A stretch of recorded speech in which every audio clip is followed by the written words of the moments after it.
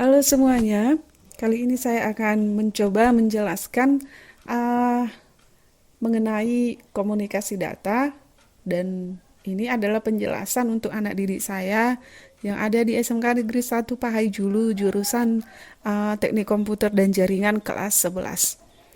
Dan ini adalah gambar yang saya buat, di mana saya ingin membawa anak didik kami sekalian kembali ke sejarah, ataupun ketika kalian masih kecil atau ketika kalian masih SD.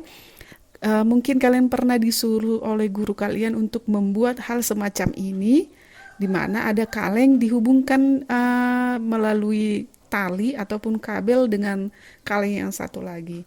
Jadi di sini tujuannya untuk bisa berkomunikasi antara yang satu dengan yang lainnya.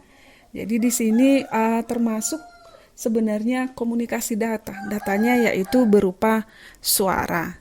Jadi ibu hanya ingin mengkilas kembali atau mengingatkan kembali bahwasanya hal yang sederhana seperti ini sudah merupakan komunikasi daripada data, yaitu berupa audio, dan ini juga merupakan sejarah dari telepon.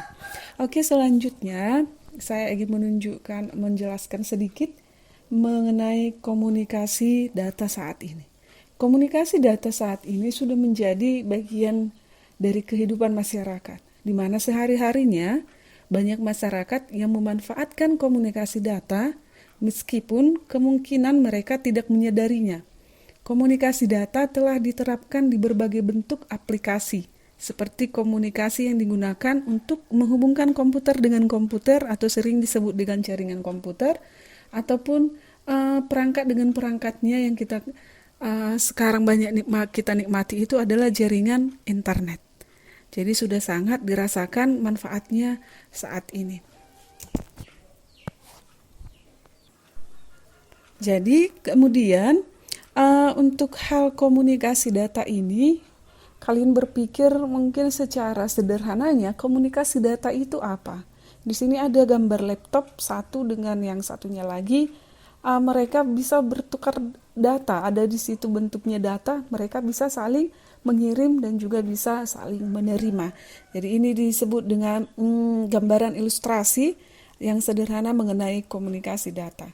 Sebenarnya komunikasi data secara sederhana itu apa sih? Mungkin ada terpikir dalam pikiran kalian. Jadi komunikasi data ini adalah pertukaran data di antara dua piranti atau satu titik ke titik lain melalui media komunikasi. Jadi melalui media komunikasi. Nanti selanjutnya akan kita bahas mengenai media komunikasi ini secara detailnya dan bagaimana cara mempraktekannya juga nanti kita akan coba untuk materi selanjutnya mengenai media komunikasi data ini. Kemudian di sini saya akan menjelaskan mengenai contohnya. Contoh daripada media komunikasi ini.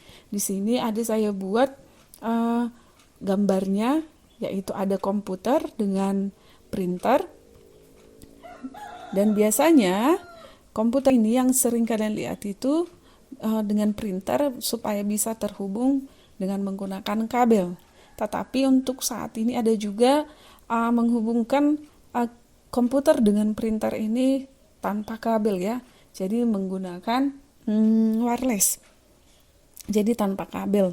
Jadi, tapi yang biasa mungkin kalian lihat itu di sekolah kita menggunakan kabel. Jadi ini juga merupakan salah satu contoh daripada komunikasi data.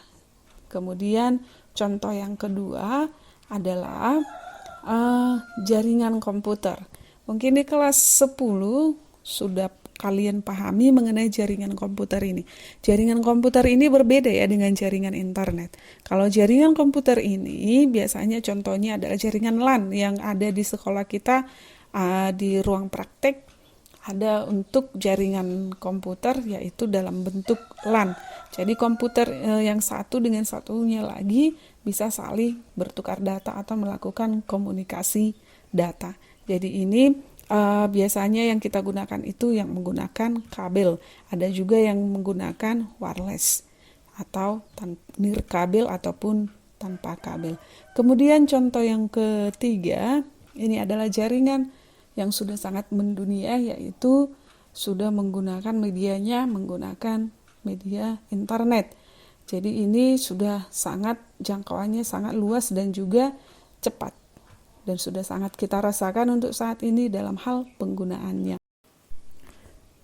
Oke, selanjutnya yaitu komponen komunikasi data. Di sini saya tampilkan untuk bagian daripada komponen komunikasi data ini terbagi atas 5 bagian, yaitu komputer yang satu ingin melakukan suatu transmisi ke komputer yang lainnya atau dari satu titik ke titik yang lainnya.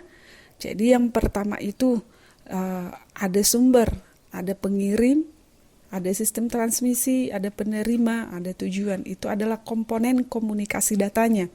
Yang pertama itu sumber atau komputer yang satu ingin mengirimkan suatu data dalam berbentuk data. Jadi ini di sumber ini dia harus berbentuk data yang akan ditransmisikan. Kemudian sampai ke pengirim. Pengirim ini melakukan konversi data yang tadi menjadi suatu signal yang siap untuk ditransmisikan. Kemudian masuk ke sistem transmisi. Sistem transmisi ini bisa saja dia berupa kabel ataupun tanpa kabel atau sering disebut dengan nirkabel. Kemudian di komputer yang satunya lagi atau komputer 2 atau titik lainnya, di sini ada berperan sebagai penerima. Jadi ini adalah suatu sarana untuk mengkonversikan sinyal yang diterima menjadi data. Jadi sinyal yang tadi itu akan dirubah lagi kembali menjadi data sama seperti sumber yang tadi data. Tadi dari sumber itu dia harus berbentuk data, sampai di tujuan juga nanti dia akan sampai dalam berbentuk data. Jadi dalam hal pengiriman ini, pengiriman data ini harus terkirim secara sempurna sampai ke tujuan. Oke, itu penjelasan singkat mengenai komponen komunikasi data. Ada dia sumbernya, ada yang bertindak sebagai sumber, pengirim, sistem transmisi, penerima hingga ke tujuan ataupun destination. Oke, selanjutnya mengenai model-model komunikasi data. Ini terbagi atas 3 ya. Yang pertama, komputer satu itu bertindak sebagai pengirim. Dia di sini sebagai pengirim. Kemudian melalui satu arah, satu jaringan yang sama ya. Kemudian dengan komputer yang satunya lagi yang bertindak sebagai penerima. Di sini dia tidak bisa sebagai pengirim, dia hanya satu arah. Contohnya tadi itu adalah jaringan yang untuk printer ya. Di printernya tidak bisa melakukan pengiriman. Ini disebut dengan simplex. Kemudian yang kedua adalah komputer satu bertindak sebagai pengirim dan dia juga bisa sebagai penerima dalam satu jaringan yang sama. Kemudian komputer kedua dia juga bisa sebagai penerima dan juga bisa sebagai pengirim. Tadi juga dalam jaringan komputer bisa melakukan hal yang seperti ini. Disebut sebagai half duplex. Kemudian yang terakhir, di mana komputer yang pertama itu bisa bertindak sebagai pengirim, bisa juga sebagai penerima. Kemudian untuk komputer yang kedua juga bisa melakukan penerima dan juga sebagai pengirim. Akan tetapi ini dalam 2 jalur yang berbeda ya. Jadi ini jangkauannya sangat lebih luas dan juga cepat. Disebut dengan full duplex.